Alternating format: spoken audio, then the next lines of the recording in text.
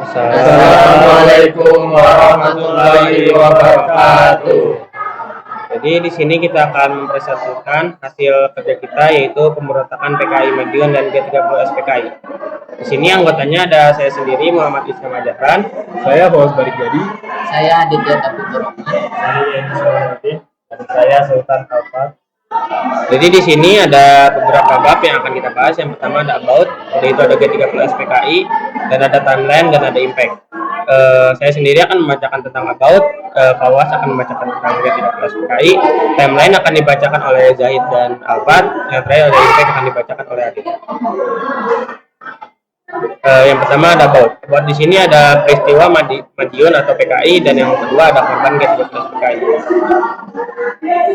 Di sini pemberontakan PKI Madiun. Pemberontakan PKI Madiun itu terjadi pada tahun 1948, yang merupakan pengkhianatan terhadap bangsa Indonesia ketika sedang berjuang melawan Belanda yang berupaya menanamkan kembali kekuasaannya di Indonesia. Para pemimpin pemberontakan ini adalah Amir Syarifuddin dan Musso. Amir Syarifuddin dan Musso sendiri dulunya sedang berada di Eropa, kemudian kembali ke Indonesia membawakan ideologi komunis.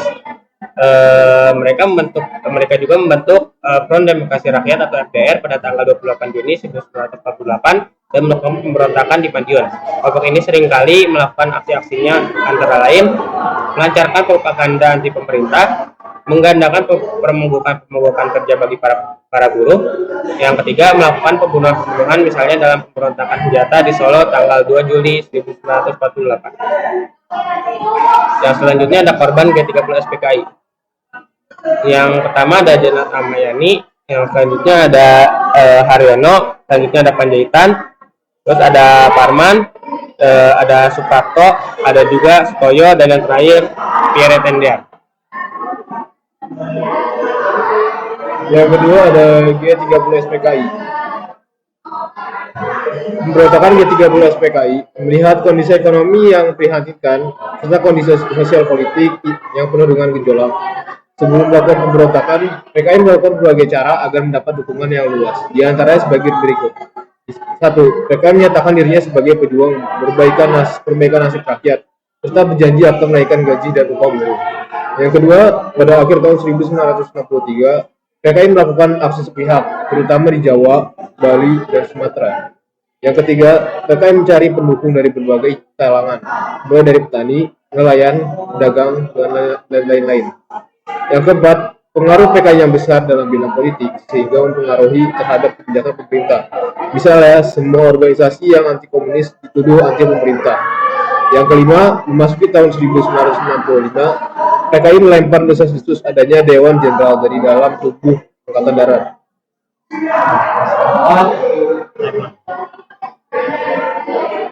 Pertama, pasca ketegangan politik terjadi secara nasional pada dini hari tanggal 30 September 1965, yakni terjadinya penculikan dan pembunuhan terhadap para perwira Angkatan Darat.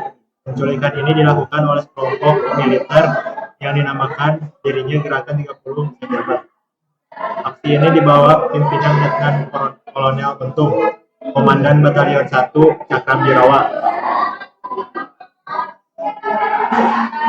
Pada tanggal 1 Oktober 1965, Gerakan 30 September telah menguasai dua buah sarana komunikasi kita, yakni Studio RRI Pusat di Jalan Merdeka Barat, Jakarta, dan kantor PN Telekomunikasi di Jalan Merdeka Selatan.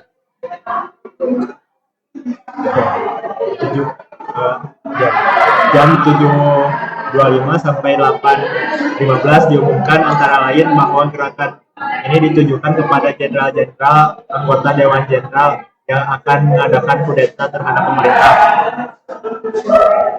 Dan 7 malam, operasi untuk perebutan kembali RRI dan kantor telekomunikasi sekaligus Mayor Jenderal Soeharto mengumumkan bahwa telah terjadi pemberontakan.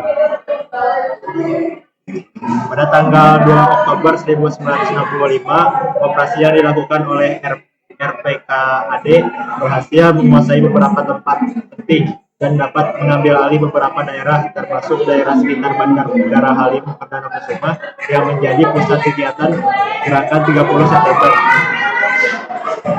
3 Oktober 1965 atas petunjuk seorang anggota polisi, Ajeng Brigadir Polisi Sukitman, telah ditemukan sebuah sumur tua tempat jenazah para perwira Angkatan Darat dikuburkan.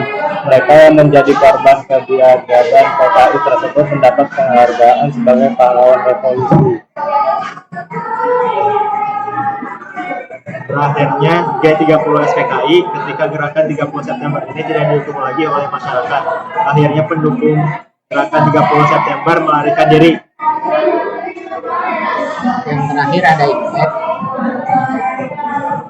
impact dampak sosial politik G30 SPKI. 1. Secara politik lahir peta kekuatan politik baru, yaitu Tentara AD. 2. Hingga Desember 1965 telah hancur sebagai kekuatan politik di Indonesia. 3. Kekuasaan dan pamor politik Presiden Soekarno meredup. 4. Secara sosial ada penangkapan dan pembunuhan atas orang-orang PKI atau yang dianggap PKI, tidak seluruhnya melalui proses pengadilan dengan jumlah yang cukup banyak. Sekian presentasi dari kami, kurang lebihnya mohon maaf.